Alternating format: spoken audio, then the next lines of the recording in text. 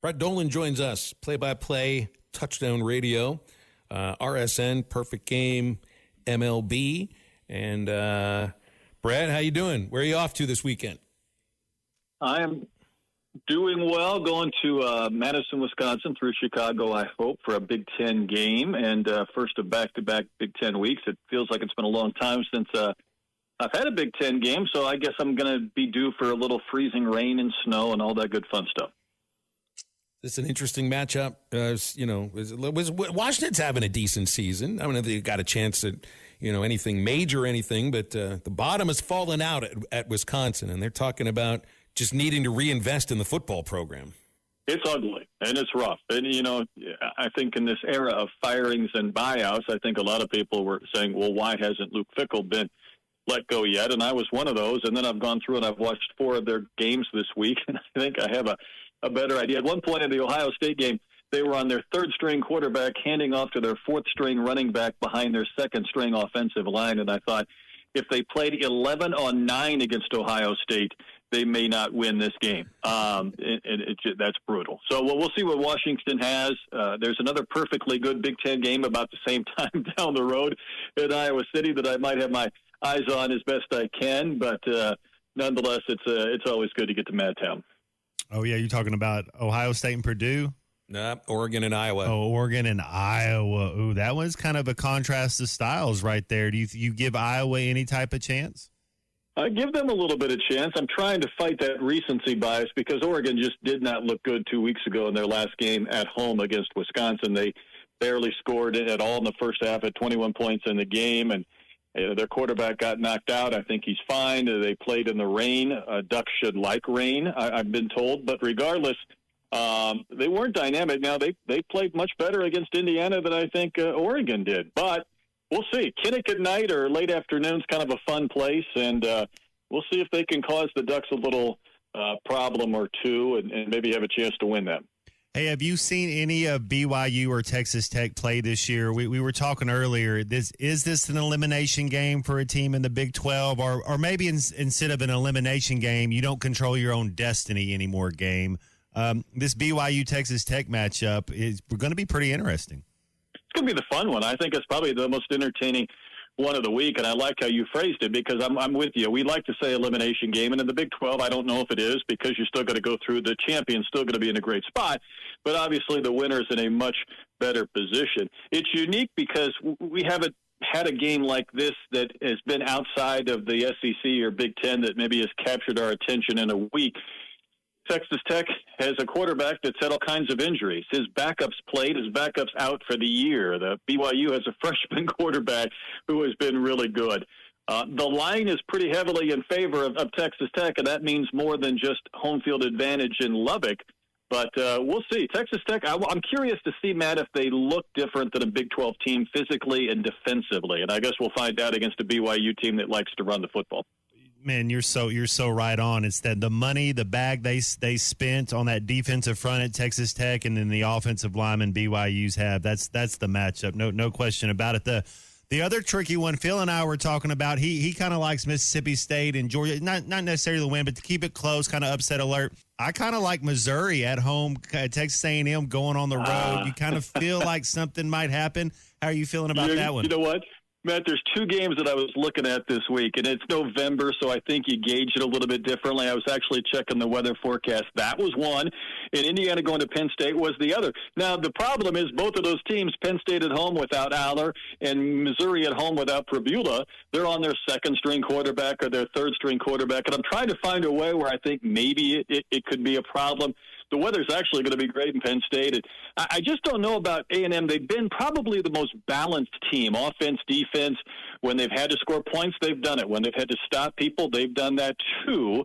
I still don't know if you can go through 12 or 13 games and not navigate a problem here or there. And 2 weeks ago, I would have thought Missouri had a great chance to win that game, but I'm still curious. I still think some crazy things can happen in November where going on the road and playing this deep into the season, maybe they can give us some drama. You can run the ball against A&M, and that's why I think that they may be in trouble because Missouri can run. They're going to need to run. They got a good defense.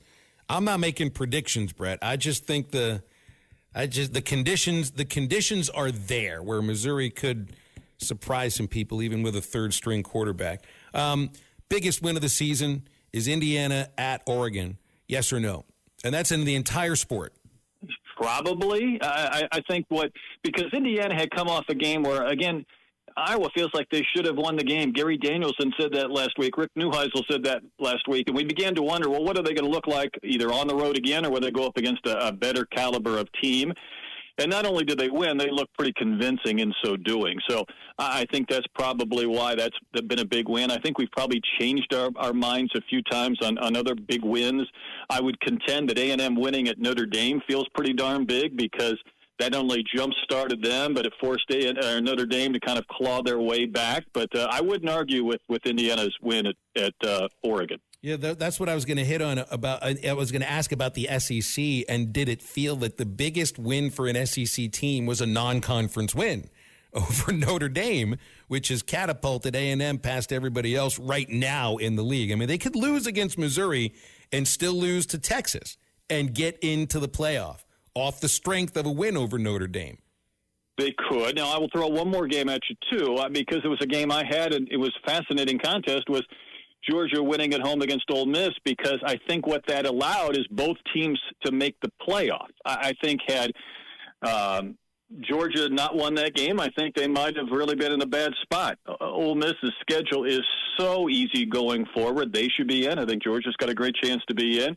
And then probably another big win would be Alabama winning at Georgia, because that allowed an extra team possibly to get in, and that was in that stretch of 4 straight wins that Alabama had that the committee really likes with this new format and this new procedure. A lot of people we talk to have Alabama as the best one-loss team in the country.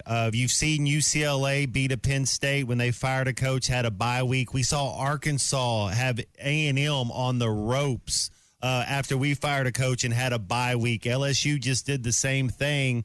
But I know they're going on the road.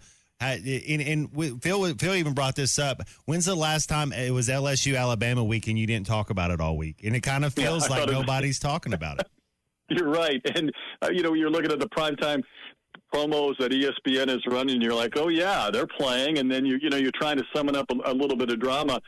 I'm curious. And Penn State was another. When they fired their coach, I watched them go to Iowa City, and they almost won that game. And what they did was they stopped being cute. They're like, what do we do well? Well, we're going to lean really into this and that, and let's not get carried away, and let's try and find some things. And I think sometimes coming off a bye week, that's another good thought process. Instead of doing 100 things on offense and defense, can we pick out 2 or 3 things that we do well and do them over and over and over again? There's still talent on LSU. I'm really curious to see if Alabama can make a statement and beat them by 14, 20 points. But there's still good players on LSU, so we'll find out if maybe just the atmosphere that Brian Kelly brings, kind of that negative Nelly and kind of the tension, whether if that's lifted, that makes any difference. Brett Dolan's here with us. I'll switch over to some baseball stuff with you here, Brett. Dave Roberts said we want to go ruin baseball. And with the Dodgers winning the World Series, and there's some folks are thinking, well, this is a terrible thing with the back-to-back World Championships and everything. But I felt this World Series, Brett, it had better ratings than the NBA Finals for the first time in a long time.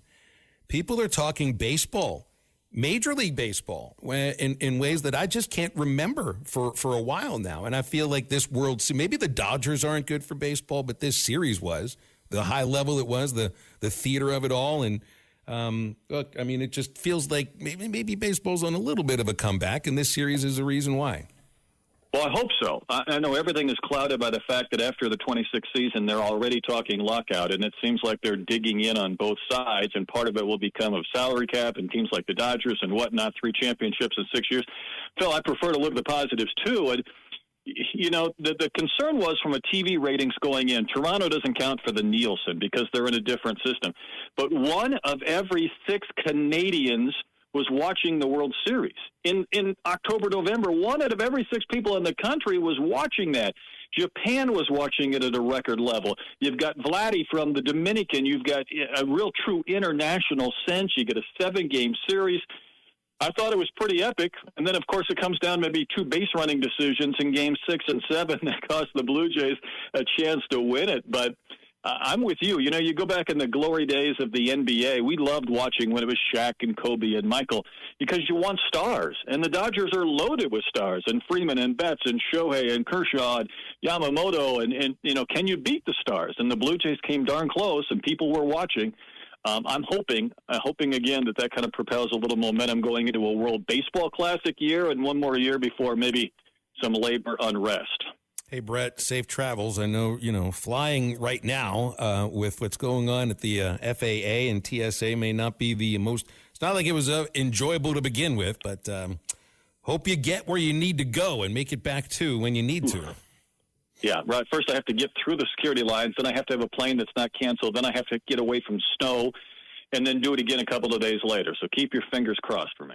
You don't always win your first bet. That's why MyBookie has you covered. Use our code HOGS, H-O-G-S, and your first bet up to $500 is fully covered. If your pick doesn't hit, you get it right back with our Bet Back bonus. Go to mybookie.ag and use the code HOGS to claim your Bet Back bonus. MyBookie's where bettors win together because bragging's good, but cashing in is better. And your first bet is fully covered. Use our code HOGS. Must opt in during the bet to use the Bet Back bonus.